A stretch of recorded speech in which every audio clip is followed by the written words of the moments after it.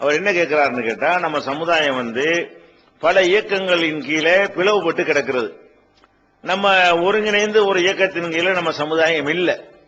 ஒரு 6 பேர் ஒன்னா உட்கார்ந்து இருந்தாங்கன்னா ஒரு வருஷம் கழிச்சு பார்த்தா 2 பேர் 3 இயக்கத்தில் இருப்பாங்க, 3 துண்டா புரிஞ்சு போயிடுறாங்க. அப்ப இந்த மாதிரி இருக்கும் பொழுது இதெல்லாம் சரி பண்ணுவதற்கு உங்களுடைய டிஎன்டிஜியோடைய திட்டம் என்ன அப்படின்னு கேட்கிறாங்க.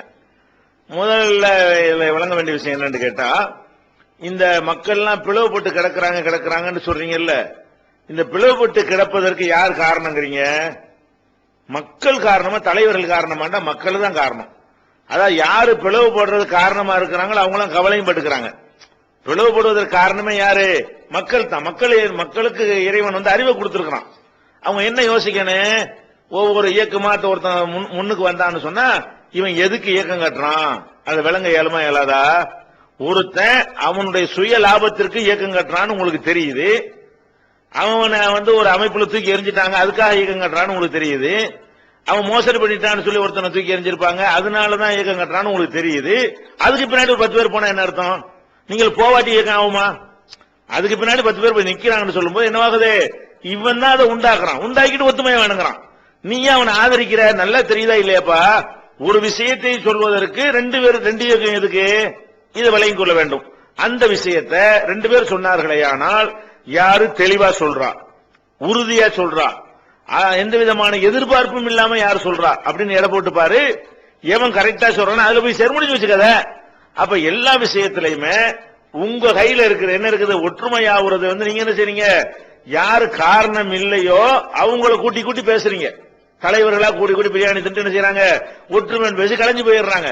இவங்க ஒற்றுமை ஆக போறது கிடையாது, அவங்களுக்கு அது நோக்கமும் கிடையாது. நீங்கள் எல்லாம் ஒற்றுமை பேசுறதுனால அதுல போய் கலந்து கொள்ளாட்டி நீங்க அவங்கள நோக்கத்தை சந்தேகிப்பீங்க.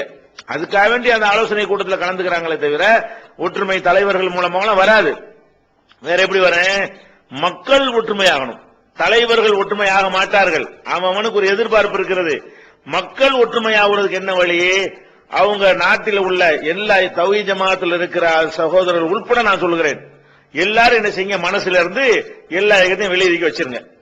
வெளியேறிக்க வச்சுட்டு ஒவ்வொரு இயக்கத்துக்கு மார்க் போடுங்க. வெளியே நின்று கொண்டு மார்க் போடுங்க. எல்லா இயக்கத்துக்கும் மார்க். என்ன மார்க் போடணும்? முதலாவதாக இதுல எந்த எதிர்பார்ப்பு, அதாவது பண எதிர்பார்ப்பு, பதவி எதிர்பார்ப்பு, புகழ் எதிர்பார்ப்பு, இந்த மாதிரி ஏதாவது ஒரு எதிர்பார்ப்பு, அரசியல் எதிர்பார்ப்பு, இந்த மாதிரி எந்த ஒரு எதிர்பார்ப்பும் இல்லாமல் இருப்பதில் யாருக்கு மார்க் கூட கொடுக்கலாம் இப்படின்னு ஒரு அஜெண்டா எடுத்துக்கிறங்க.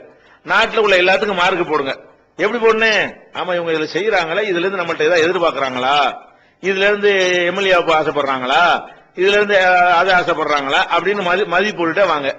யாராவது ஒருத்தருக்கு அந்த நோக்கம் குறைவா இல்லாம இருக்கும், அல்ல ஒரு இயக்கத்துக்கு ரொம்ப கம்மியா இருக்கும். எதிர்பார்ப்பு இருந்தாலும் இவங்களை விட உங்கள்ட்ட கம்மியா இருக்குது. அப்ப நீங்க என்ன செய்யணும்? இந்த எதிர்பார்ப்பு சுயநலம் கலந்திருப்பதுல மனசில் உள்ளது அல்லாஹ் அறிவான். எனக்கு சுயநலம் இருக்கா இல்லன்னு உங்களுக்கு தெரிய முடியாது, எனக்கு அல்லாஹ்வுக்கு தான் தெரியும். இருந்தாலும் வெளிப்படையா உள்ளதுல இத பார்த்தோம்னு சொன்னா இவங்கள்ட்ட அது இல்ல அல்லது குறைவா இருக்குன்னு தெரியும். அவங்கள முதல் இடத்துல வச்சிருங்க. அதே மாதிரி துணிவாக முன் வச்ச கால பின் வைக்காம, அட்ஜஸ்ட் பண்ணாம, யாருக்கும் வகை வைக்காம, தயவு தாட்சியம் இல்லாம நின்று களத்தில் நிற்பவர் யாருன்னு பாருங்க. அப்படி பார்த்து என்ன செய்யணும்? இவங்க எதிர்க்கிறாங்க, இந்த கட்சி இப்ப எதிர்க்கிறாங்க, அதே நேரத்தில் அந்த கட்சி இதை செய்யும் போது எதிர்க்கல. என்ன காரணம்? அதான் எல்லாரும் எதிர்க்க மாட்டார்கள் ஒரு நேரத்தில். நீங்க பாத்தீங்கன்னு சொன்னா முஸ்லிம் இயக்கங்களை எடுத்துக்கொண்டீர்களே, ஆனால் ஒரு இயக்கம் திமுகவை இப்ப எதிர்க்குமையானால் இப்பவே நாளைக்கு அண்ணா திமுகவை எதிர்க்காது. திமுகவை எதிர்க்கும் போது அவங்க யாரோட இருப்பாங்க? அண்ணா திமுகவோட கூட்டணியில இருப்பாங்க. அண்ணா திமுகவை இப்ப யாரா எதிர்ப்பார்களே, ஆனால் அவர்கள் இப்பவே திமுகவை எதிர்க்க மாட்டார்கள். தப்பு செஞ்சாலும், எவ்வளவு பெரிய துரோகம் செஞ்சாலும் எதிர்க்க மாட்டார்கள். ஒவ்வொரு நேரத்தில் ஒரு பக்கம் சார்ந்து நின்று கொண்டு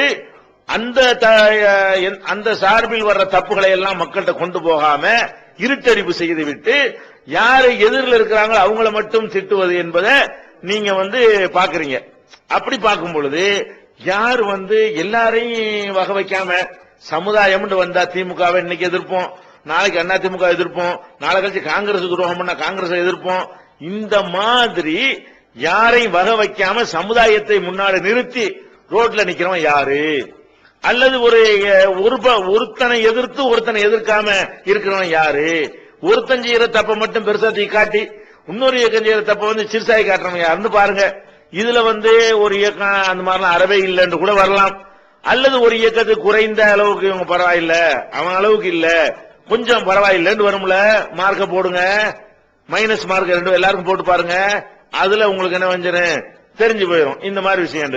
அடுத்து என்ன நீங்க பாக்கணும்னா, மார்க்கத்தை பேன்ற விஷயத்துல ஒவ்வொரு இயக்கத்துக்கும் ஒரு மார்க்க போடுங்க. ஒவ்வொரு இயக்கத்தை எடுத்துக்கிறங்க.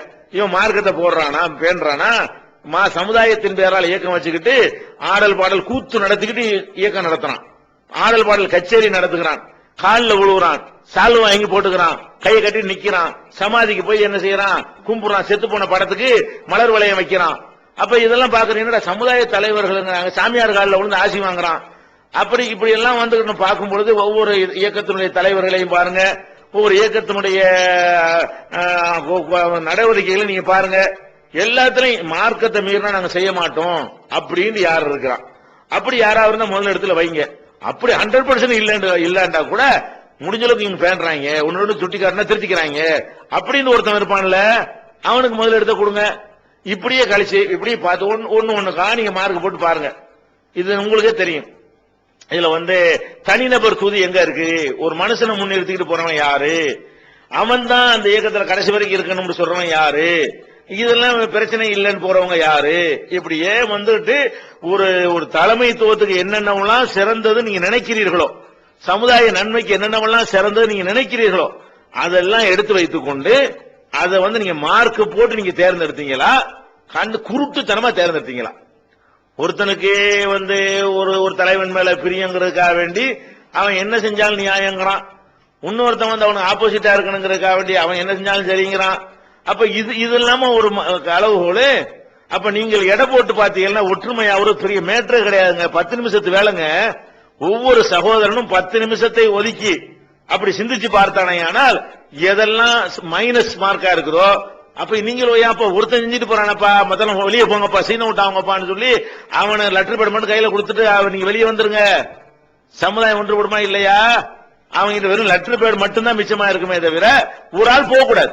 இந்த மாதிரி உடைக்கக்கூடியவர்களை அவன் ஆதாயத்துக்காக வேண்டி, அவன் எம்எல்ஏ ஆகுறதுக்காக வேண்டி, அவன் எம்பி ஆகுறதுக்காக வேண்டி, பணம் சம்பாதிக்கிறதுக்காக வேண்டி அவனை ஆகா ஓகன்னு புகழ்ந்து போஸ்டர் அடிச்சு அவரே வருக இவரே வருகன்னு சொல்லி போஸ்டர் அடிச்சு ஒட்டுறதுக்காக வேண்டி நம்மளை பயன்படுத்துறாங்க. இதுக்கு நாங்க தானே கிடைச்சோம் என்று அவர்களை உதாசீனப்படுத்தி அலட்சியப்படுத்துற அளவுக்கு நீங்க முடிவெடுத்தால் மறுநாள் ஒத்துமை வராதா? இங்க போய் ஒத்துமையாகும். பிரியாணி வாங்கி கொடுத்து ஒத்துமையாச்சுன்னா எப்படி ஒத்துமையாகும்? இவன் அவனை சொரிஞ்சு விட்டான், இவனை சொரிஞ்சு விட்டு போனா ஒற்றுமை ஆயிருமா? ஒரு தனியார் தொலைக்காட்சியில எல்லாரும் கூப்பிட்டு ஒற்றுமைக்காக முயற்சி பண்ணாங்க. ஒருத்தன் பாக்கியில் 50 பேர் ஒற்றுமை ஆகணும்னு போனோம். ஒவ்வொரு தலைவர் நம்மளாம் கூப்பிட்டாங்க. நம்ம என்ன செஞ்சிட்டோம், நீங்க நடக்காத ஒரு விஷயத்துக்கு எங்களை கூப்பிடுறீங்க, எங்களுக்கு வேலை இருக்கு, வேலை வெட்டி இல்லாத ஆளுக்கு வருவாங்க, நாங்க வேலை உள்ள ஆளுக்கு இதுக்கெல்லாம் வரமாட்டோம், வேலை வெட்டி இல்லாத ஆளுக்கு கூப்பிட்டுக்கிறோங்க, நடக்கிறதுக்கு கூப்பிட்டாதானே நம்ம போகலாம், இது நடக்கான்னு சொல்லியாச்சு. அப்ப நீங்க ஒற்றுமை விரும்பலையான்னு என்கிட்ட கேட்டாங்க. நான் சொன்னேன், சரி ஒற்றுமை நீங்க விரும்புறீங்க, நாங்க தானே விரும்பல, ஒரே ஒரு இயக்கம் மட்டும் தானே விரும்பல, எங்களை விட்டு நீங்க எல்லாம் ஒன்னாய் காட்டுங்க. நாங்க தானே விரும்பல, நீங்க எல்லாம் விரும்புறீங்கல்ல, அப்ப தௌஹீத் ஜமாத் விரும்பல, சரி மத்த எல்லாரும் விரும்புறீங்கல்ல, தௌஹீத் ஜமாத்தை விட்டுவிட்டு நீங்க எல்லாரும் ஒரு அணியில் நின்று நாங்க இப்ப ஒன்னாயிட்டோம், எல்லாத்தையும் கலைச்சு விட்டோம், எல்லாம் ஒன்னு காட்டுங்க, அடுத்த நாள் நானும் உட்கார்ற பக்கத்துல சொன்னேன். நடக்குமா இது?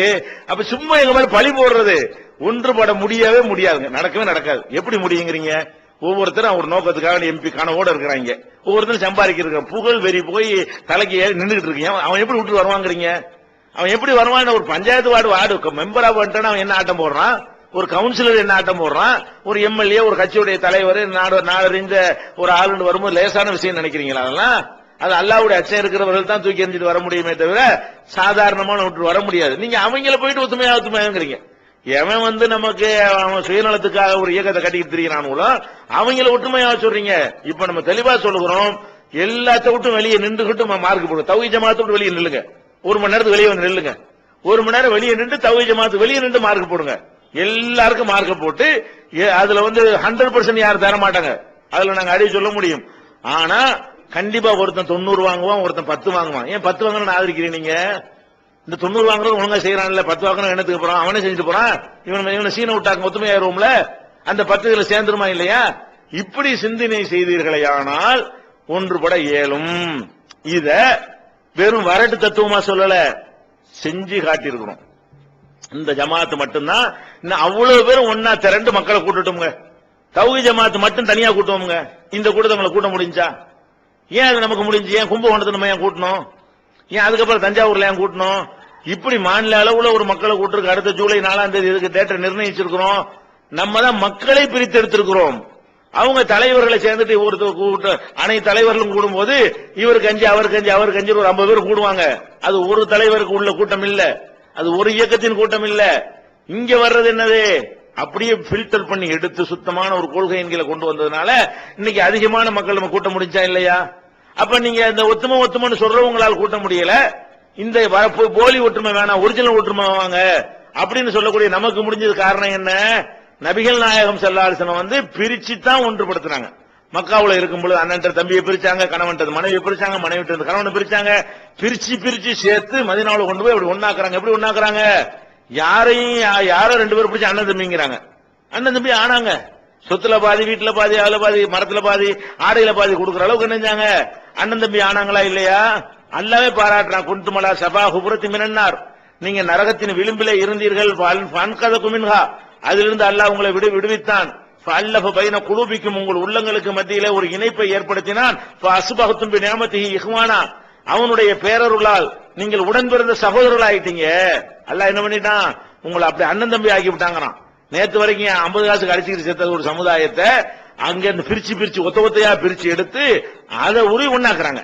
அந்த பேசிக்ல இருந்துகிட்டு இருக்கிற வரைக்கும் ஒண்ணு சரிப்பட்டு வராது. உருவி எடுத்துடணும் எல்லாத்தையும் கசடெல்லாம் தூக்கி எறிஞ்சிட்டு ஒன்னா உருவி எடுத்து இவனுக்கு இந்த பேசிக்க உள்ளத்துல போட்ட பிறகு பார்த்தா அப்படி ஒத்துமையாகி போயிடும். அதனால நீங்கள் மக்கள் நினைத்தீர்களே, ஆனால் ஒற்றுமை ஒரு மேட்டரே கிடையாது. எவன் என்ன மெயில் அனுப்பினாலும் பரப்பிட்டு இருக்கிறீங்க, அவன் யார் அவன் தெரியாது. தௌஹீத் ஜமாத் எதுக்குறான பரப்பு, இதான் ஒரு அளவுகள். இப்படியான மக்கள்லாம் இருக்கிற வரைக்கும் எப்படி அது ஒற்றுமை வரும்? அப்ப நீங்க மார்க் போட்டு என்ன செய்யுங்க, இந்த மாதிரி சுயநலவாதிகள் எல்லாம் புறக்கணிச்சிருவோம். யாரை கொண்டு மக்களுக்கு நன்மை இருக்கோ அவங்களோட இருப்போம்னு சொன்னா குறைஞ்சபட்சம் முழுசா ஒரு இயக்கத்துல வராட்டா கூட குறையுமா இல்லையா? 30-40 இயக்கம் இருக்கிறது 2-3 நின்றுமா இல்லையா? குறைஞ்சபட்சம் மார்க் போடுவதில் நீங்கள் தப்பு பண்ற காரணத்தினால உங்களுக்கு ஒருத்தன் 33 மார்க் வாங்கியிருப்பான், அதே ஆள் இன்னொருத்தன் 50 மார்க் வாங்கியிருப்பான். அந்த மாதிரி வந்தாலும் கூட இப்படி இந்த தோளாந்துருத்தி கழிப்பட்டவன் எல்லாம் வரமாட்டான்லங்க. நம்ம நாட்டில் கழிவு குடிகாரன் சமுதாய தலைவனா இருக்கிறானே, அது ஆதரவு வேணுமா உங்களுக்கு? குடிகார தலைவனா இருக்கிறதுக்கு ஆதரவு வேணுமா? கஞ்சா குடிக்கிறவன், சாயந்தரம் ஆனா அங்க போயிட்டு கிளப்புல உட்காந்துக்கிட்டு தண்ணி அடிச்சுட்டு இருக்கிறவன், சீட்டாடிக்கிட்டு இருக்கிறவன், இவனெல்லாம் தலைவனா வெளியில நடமாடிட்டு இருக்கிறானுல, ஏன் ஏழுது? அப்ப இதுதான் அளவுகள். ஒற்றுமை ஆகுறது மக்கள்கிட்ட தான் இருக்கு. நீங்க தெளிவா இருந்தீங்கன்னா இது ஒரு மேட்டரே கிடையாது.